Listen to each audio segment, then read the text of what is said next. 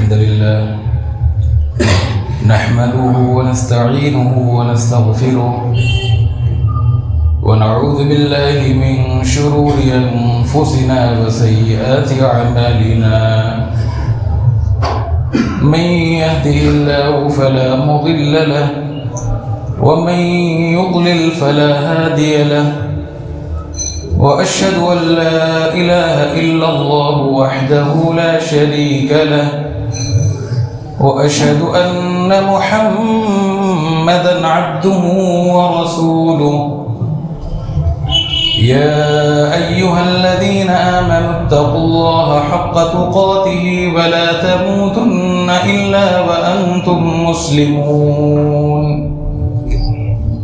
يا أيها الناس اتقوا ربكم الذي خلقكم من نفس واحدة وخلق منها زوجها وبث منهما رجالا كثيرا ونساء واتقوا الله الذي تساءلون به والأرحام إن الله كان عليكم رقيبا يا أيها الذين آمنوا اتقوا الله وقولوا قولا سديدا يصلح لكم أعمالكم ويغفر لكم ذنوبكم ومن يطع الله ورسوله فقد فاز فوزا عظيما أما بعد فإن خير الحديث كتاب الله وخير الهدي هدي محمد صلى الله عليه وسلم وشر الأمور محدثاتها وكل محدثة بدعة وكل بدعة ضلالة وكل ضلالة في النار أعوذ بالله من الشيطان الرجيم بسم الله الرحمن الرحيم قاف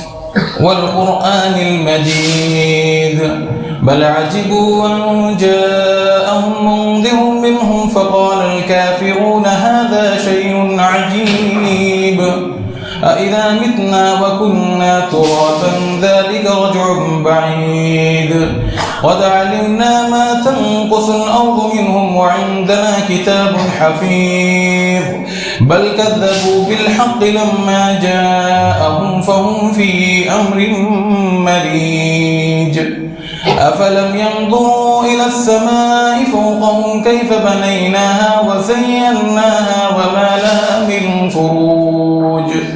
والأرض مددناها وألقينا فيها رواسي وأنبتنا فيها من كل زوج بهيج تبصرة وذكرى لكل عبد منيب ونزلنا من السماء ماء مباركا فأنبتنا به جنات وحب الحصيد والنخل باسقات لها طلع نضيد رزقا للعباد وأحيينا به بلدة ميتا كذلك الخروج كذبت قبلهم قوم نوح وأصحاب الرس وثمود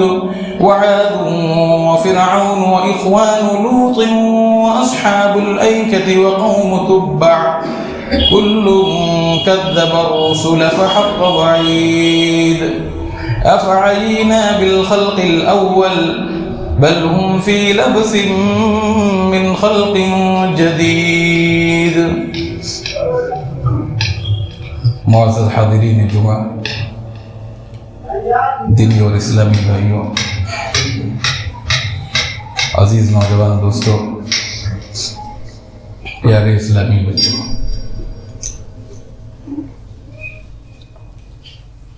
ماہ رمضان جس کی بازگشت ہمیں سنائی دے رہی ہے اس کی آمد بہت جلد ہونے والی ہے۔ اس ماہ رمضان کی آمد سے قبل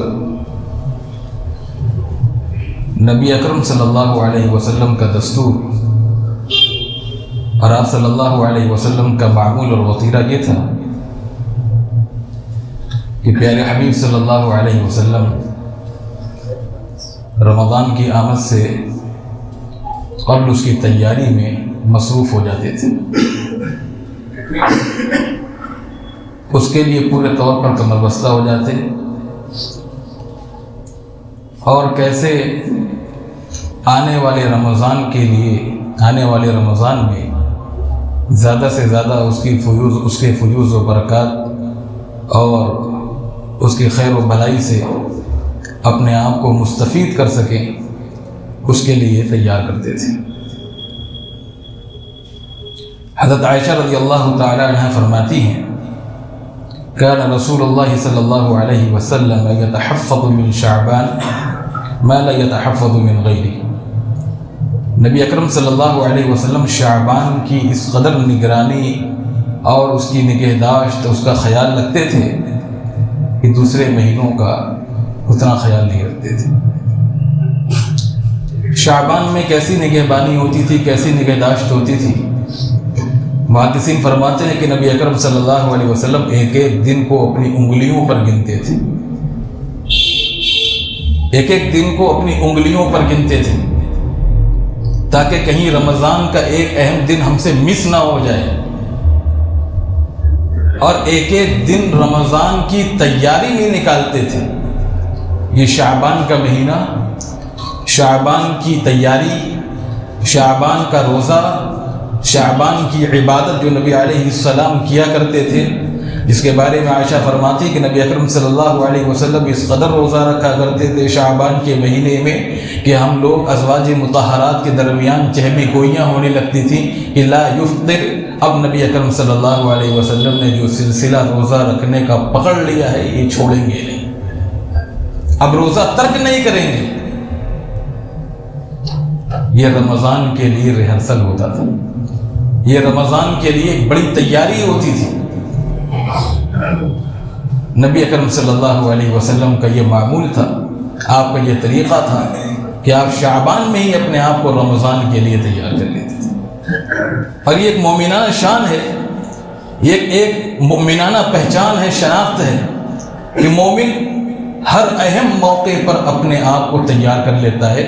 اور حالات کے حساب سے اپنے آپ کو ڈھال لیتا ہے. وہ ہمیشہ اپنے آپ کو مستعد اور تیار رکھتا ہے. اب آنے والا جو رمضان کا مہینہ ہے, یہ رمضان کا مہینہ اس کو ماہ غفران کہا جاتا ہے,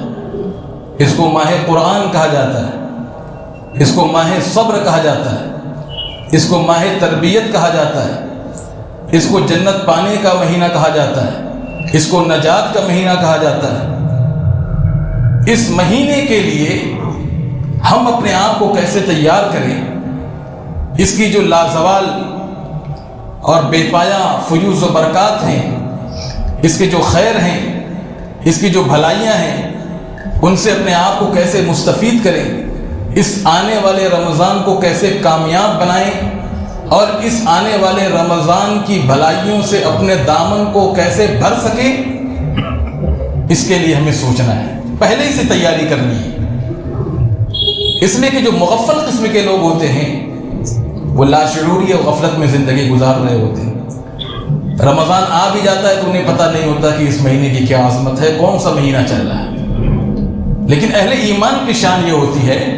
کہ ہر اہم موقع پہ, نیکیوں کے موقع پہ, بھلائیوں کے موقع پہ سبقت لے جانے کی کوشش کرتے ہیں اور نیکیوں میں رغبت رکھتے ہیں. رمضان کا مہینہ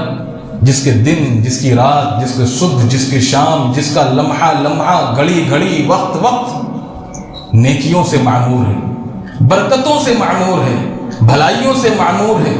اس کے بارے میں نبی اکرم صلی اللہ علیہ وسلم کے بارے میں آتا ہے کہ جب رمضان کا مہینہ آتا تھا تو آپ کی سخاوت و فیاضی اور خیر و بھلائی کے کام کا جو سلسلہ ہوتا تھا اس کی رفتار تیز و تند آندھی سے زیادہ بڑھ جایا کرتی تھی. اور آپ خود بھی جاگتے تھے اس رمضان کے خیر کو پانے کے لیے اس کی راتوں میں, اور اپنے اہل و عیال کو بھی جگاتے تھے. اس رمضان المبارک کے لیے ہمیں اپنے آپ کو تیار کرنا ہے اور جس طرح گزشتہ ایام میں ہم نے رمضان المبارک کے اوقات یوں ہی گزار دیے، ہمیں ان کی تلافی کرنی ہے کہ کیسے ہم ان نقصانات کی بھرپائی کریں اور ان کوتاہیوں اور غفلتوں کا تدارک کریں جو ہم سے پچھلے رمضان میں ہو گئی تھی، جن کی بنیاد پر ہم کما حق اس سے استفادہ نہیں کر سکے۔ رمضان المبارک کا مہینہ ایک بار بھی زندگی میں پا لینا ایک مومن کے لیے بڑی سعادت اور خوش نصیبی کی بات ہے۔ ایک مومن کی خوش بختی کی سے بڑی بات کیا ہو سکتی ہے کہ اس نے اپنی زندگی میں ایک رمضان پا لیا اور اس رمضان کی دن و رات اور صبح شام کو رب ذوالجلال کی عبادتوں سے معمور کیا اور بارگاہ رب العزت میں مغفرت کے لیے دامن پھیلائے رکھا، پورے ماہ تقویٰ کی روش اختیار کیے رکھی، گناہوں سے اپنے دامن کو بچائے رکھا، اپنی زبان کی حفاظت کی، اپنی آبرو کی حفاظت کی، اپنی عزت کی حفاظت کی، ہر گناہ کے چھوٹے بڑے کاموں سے اپنے آپ کو بچا لیا۔ اس سے بڑی خوش بختی کی بات کیا ہو سکتی ہے؟ مسند احمد بن حنبل وغیرہ کی روایت ہے، صحیح روایت ہے، طلحہ بن عبید اللہ رضی اللہ تعالی عنہ فرماتے ہیں کہ دو مسلمان صحابی رسول دونوں ایک ساتھ اسلام لے آئے اور اسلام لانے کے بعد ان میں سے ایک بھائی اللہ کی راہ میں پہلے شہید ہو گیا اور دوسرا بھائی اس کے 1 سال بعد اپنی طبعی اور فطری موت اپنے بستر پہ مرتا ہے۔ طلحہ بن عبید اللہ کہتے ہیں کہ میں خواب میں دیکھتا ہوں کہ بعد میں فوت ہونے والا، بعد میں طبعی موت مرنے والا بھائی شہید ہونے والے بھائی سے پہلے جنت میں داخل ہو جاتا ہے۔ میری حیرت کی انتہا نہیں ہوتی، صبح ہوتی ہے میں نبی اکرم صلی اللہ علیہ وسلم کی خدمت میں پہنچتا ہوں اور سوال کرتا ہوں تو نبی اکرم صلی اللہ علیہ وسلم فرماتے ہیں کیا اس بھائی نے جس نے بعد میں وفات پائی اور جس وفات کے بعد وہ جنت میں پہلے داخل ہو گیا، کیا اس نے شہادت پانے والے بھائی کے بعد 1 سال کا مزید عرصہ نہیں پایا؟ اس میں رمضان کا مہینہ اس نے نہیں پایا، اس کی رات و دن کو عبادت سے معمور نہیں رکھا، اس کے روزے، اس کی نماز، اس کی تلاوت، اس کے ذکر و اذکار کے ثواب کہاں جائیں گے؟ ذرا سوچیں کہ اس رمضان کی عبادت کی بنیاد پر اس بندے کو، اس صحابی رسول کو کیسے اللہ رب العالمین کے یہاں بلند درجہ اور کیسے بلند مراتب پہ فائز کیا گیا اور جنت کے کس اعلیٰ مقام پر وہ فائز ہو گیا۔ ہمارے درمیان ہمارے بہت سے بھائی پچھلے سال رمضان میں ہمارے ساتھ تھے،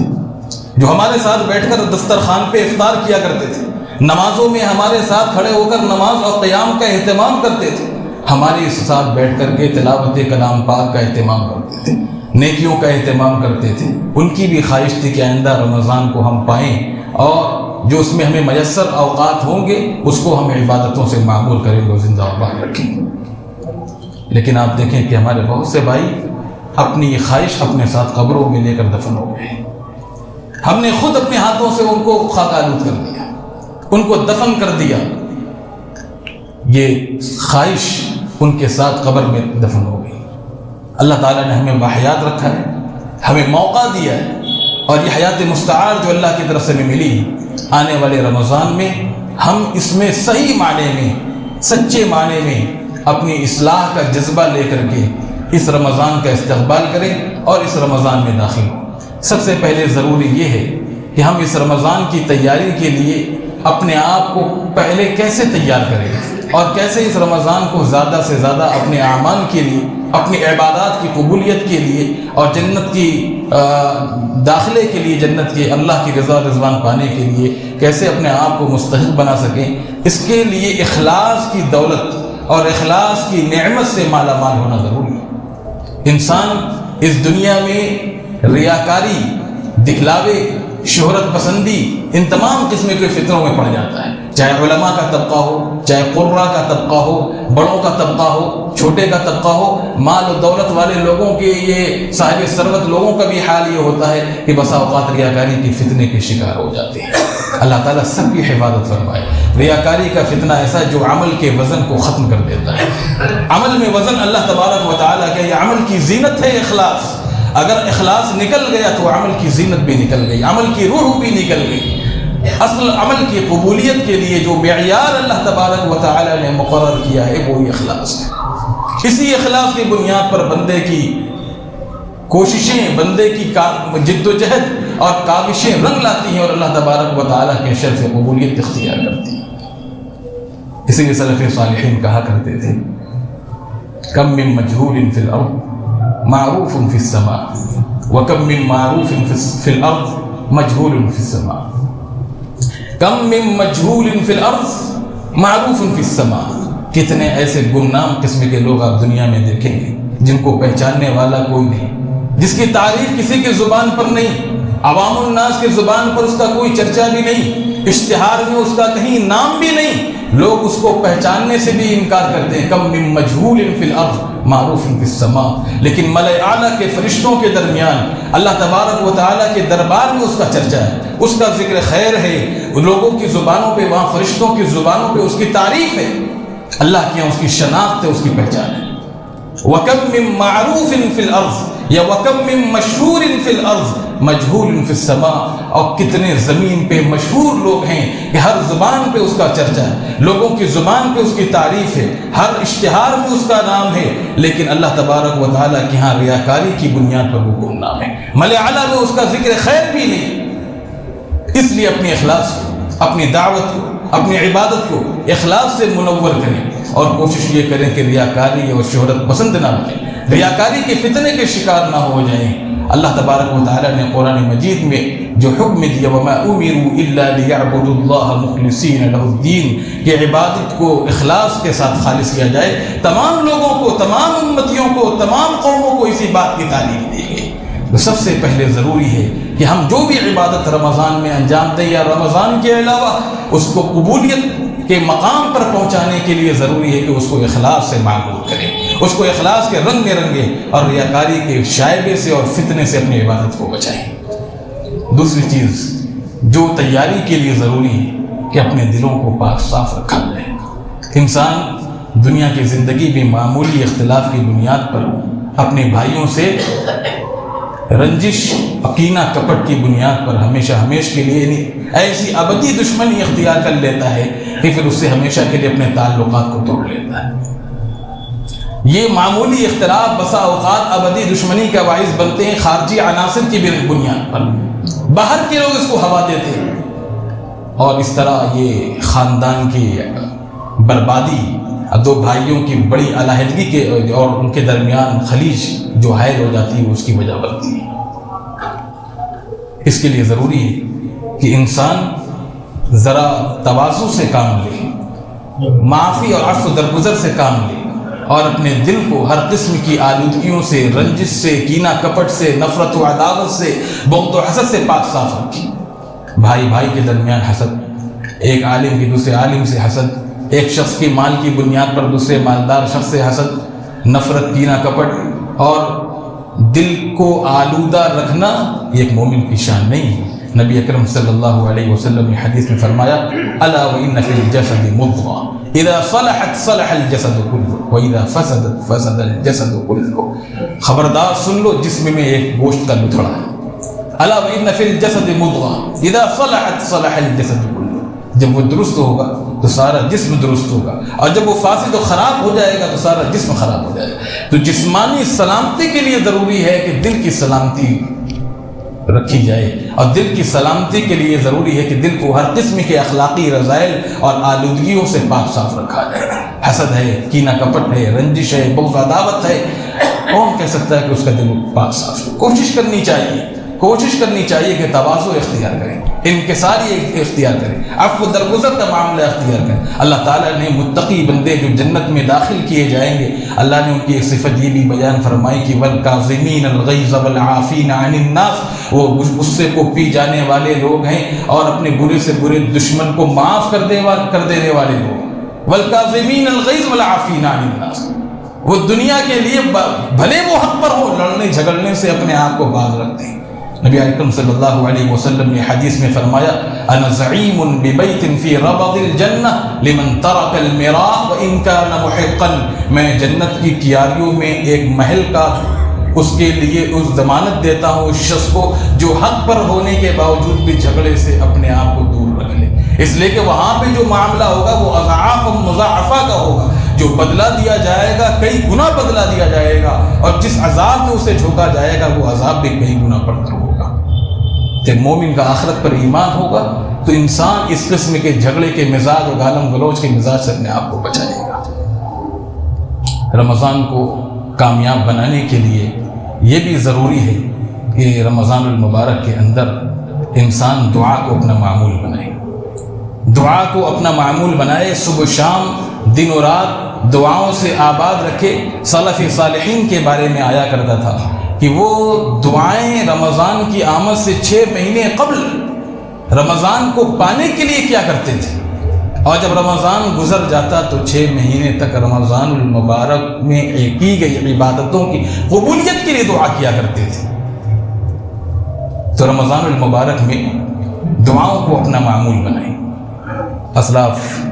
کرام دعا کیا کرتے تھے رمضان کی آمد سے قبل رمضان کو پانے کے لیے، اللہم سلمنی لرمضان، اللہم سلمنی لرمضان وسلمنی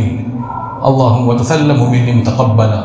اے اللہ مجھے رمضان تک پہنچا دے، وسلم لی رمضان، اور رمضان کو میرے لیے سلامتی کا اور سلامت والا بنا دے، بلائی والا بنا دے، خیر والا بنا دے، اور وتسلم منی متقبلا، اس میں کی گئی عبادتوں کو میری طرف سے قبول فرما لی۔ سلف کی اس دعا میں آپ غور کریں، 3 چیزوں کا وہ اللہ تبارک و تعالیٰ سے سوال کرتے تھے۔ اللہم سلمنی رمضان، اے اللہ مجھے رمضان تک پہنچا دے۔ اس سے ان کا جذبہ خیر معلوم ہوتا ہے،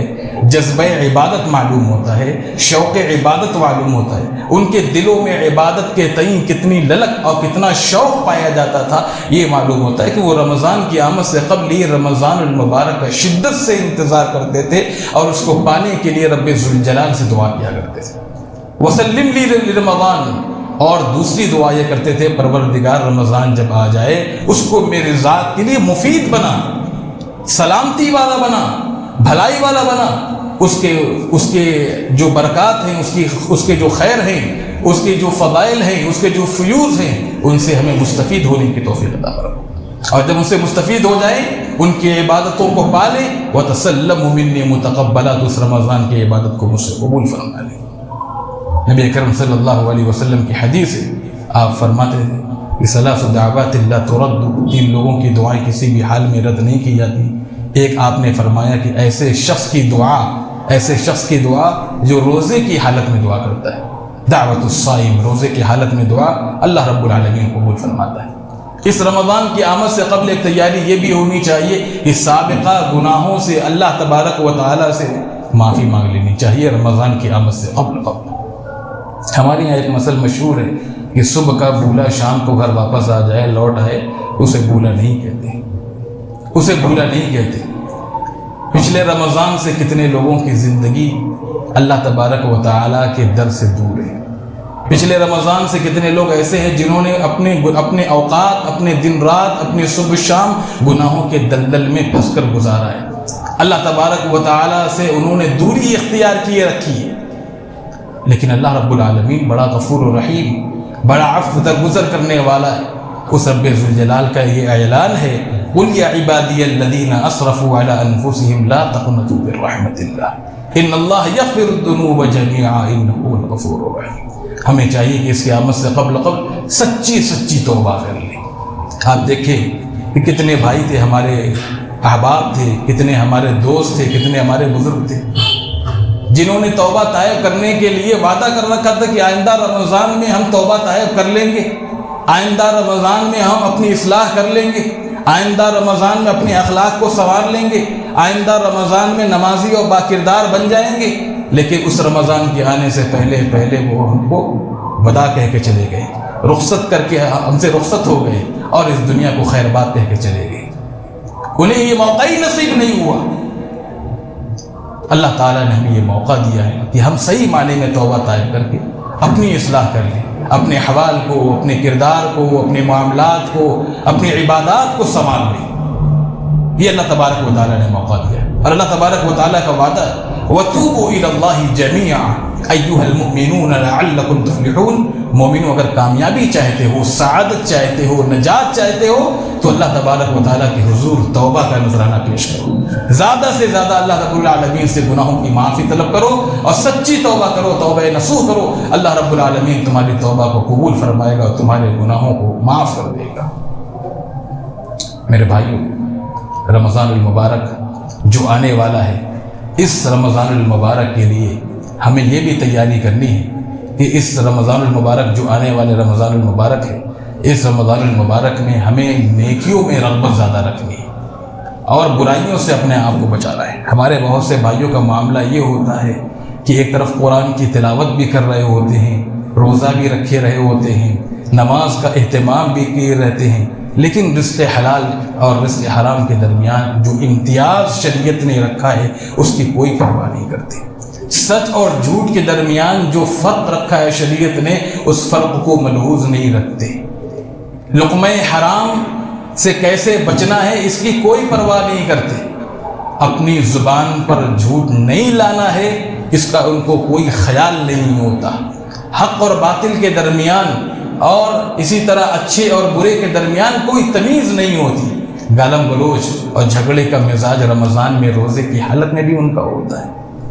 نیکیوں کی رغبت دلائی گئی ہے رمضان میں اور برائیوں سے اجتناب کی بھی تلقین کی گئی ہے۔ نبی اکرم صلی اللہ علیہ وسلم جو رمضان کا مہینہ نیکیوں کا موسم بہار ہے، اس میں آپ کا معمول یہ ہوتا تھا کہ آپ لوگوں سے بڑھ کر عبادتیں کیا کرتے تھے، لوگوں کے لیے مثال اور نمونہ قائم کرتے تھے۔ تلاوت رمضان المبارک میں نبی اکرم صلی اللہ علیہ وسلم کا معمول تھا کہ جبریل علیہ السلام کو ایک مرتبہ ضرور سناتے۔ جس سال آپ کی وفات ہوئی اس سال آپ نے 2 مرتبہ حضرت جبریل کو مکمل قرآن سے۔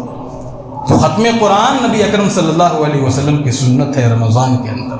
تدبر کے ساتھ، تفکر کے ساتھ اس کا اہتمام کرنا چاہیے۔ اعتکاف جو سنت ہمارے درمیان سے اٹھ گئی ہے، اس سنت کو بھی زندہ اور آباد رکھنا چاہیے۔ نبی اکرم صلی اللہ علیہ وسلم جب تک باحیات تھے آپ اعتکاف میں بیٹھتے تھے اور آپ کی وفات کے بعد ازواج مطہرات نے اس سنت کو باقی رکھا۔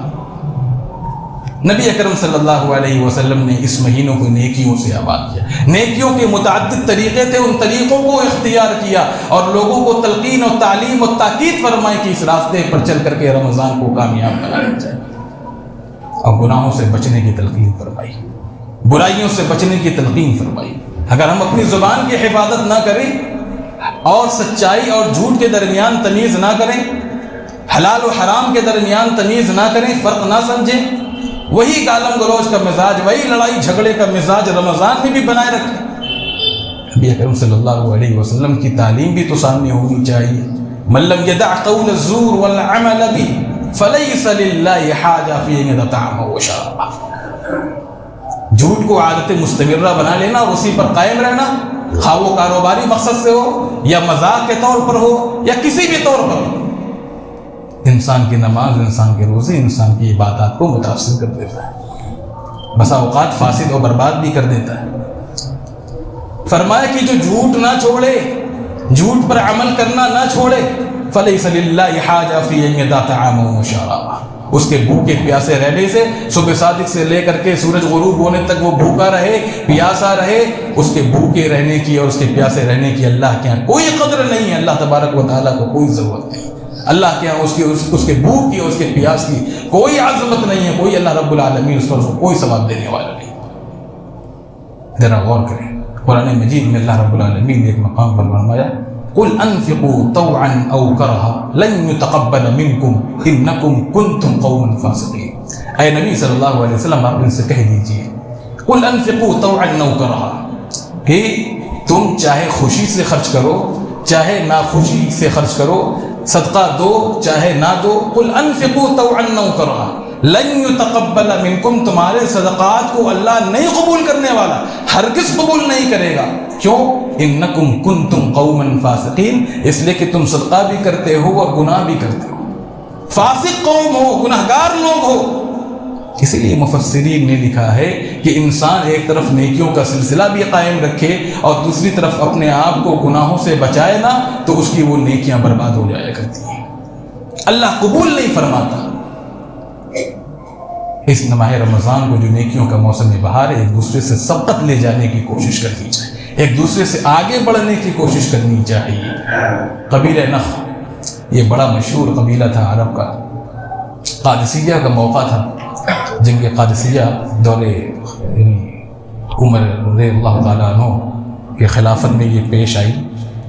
مسلمانوں اور روم ایرانیوں کے درمیان 3 دن تک یہ معرکہ چلا قادسیہ کا،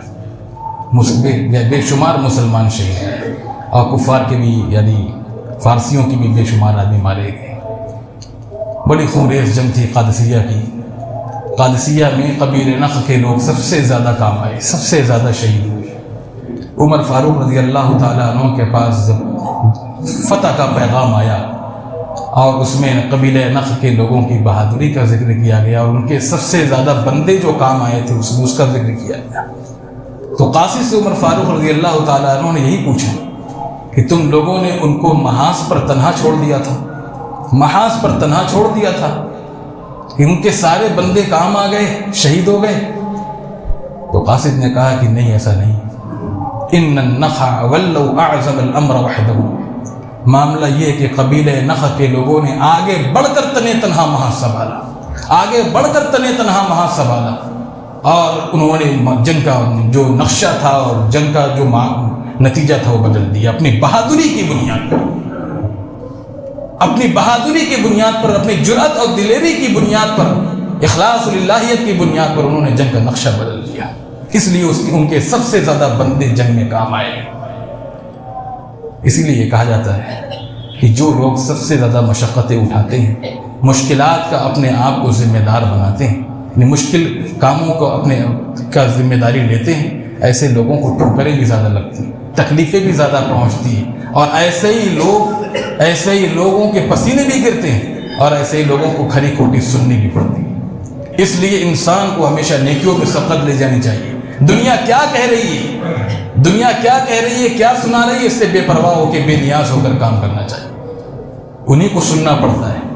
جو کرتے ہیں، کوسا انہی کو جاتا ہے جو اللہ کی راہ میں مجاہدہ کرتے ہیں، والذین جاہدوا فینا لنہدینہم سبلنا، لیکن ایسے لوگوں کے لیے اللہ رب العالمین راستہ نکال دیتا ہے۔ آپ اللہ کی راہ میں کام کریں، اللہ کی رضا کے لیے کریں، اللہ رب العالمین اس کا صلہ دنیا اور آخرت میں عطا فرمائے گا۔ اس رمضان المبارک کو جو آنے والے رمضان ہے، کوشش یہ کریں کہ جو نماز ہے تکبیر اولیٰ کے ساتھ پڑھیں، اس لیے کہ تکبیر اولیٰ کے ساتھ نماز 40 دن تک اگر مسلسل انسان پڑھتا ہے، اس کے لیے 2 براءتیں لکھی جاتی ہیں، کتب لہ براءتان، براءۃ من النار و براءۃ من النفاق، ایک جہنم سے برات اور دوسرا نفاق سے برات۔ امام سعید بن مسیب رحمہ اللہ فرماتے ہیں، ما اذن مؤذن منذ 30 سنہ، 30 سال گزر گیا جب بھی مسجد کے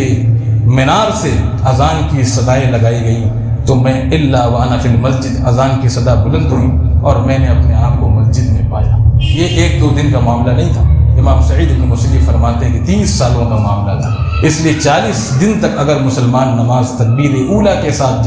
جماعت نماز پڑھتا ہے تو اللہ رب العالمین اس کے لیے 2 براتیں لکھ دیتا ہے۔ اللہ تعالیٰ ہم تمام مسلمانوں کو آنے والے رمضان سے زیادہ مستفید ہونے کی توفیق عطا فرما اور اس سے کما حق استفادہ کی توفیق عطا فرما۔ جب تک ہم مسلمانوں کو اس دنیا میں زندہ رکھ، صحیح معنی میں اسلام پر عمل کرنے والا بنا کر زندہ رکھ، خاتمہ ہو تو ایمان پر ہو۔ اقول قولی ھذا واستغفر اللہ لی ولکم ولسائر المسلمین من کل ذنب فاستغفروه انہ هو الغفور الرحیم۔ بارک اللہ لنا ولکم فی القرآن العظیم ونفعنا وإیاکم بالآیات والذکر الحکیم، انہ تعالی جواد ملک بر رؤوف رحیم۔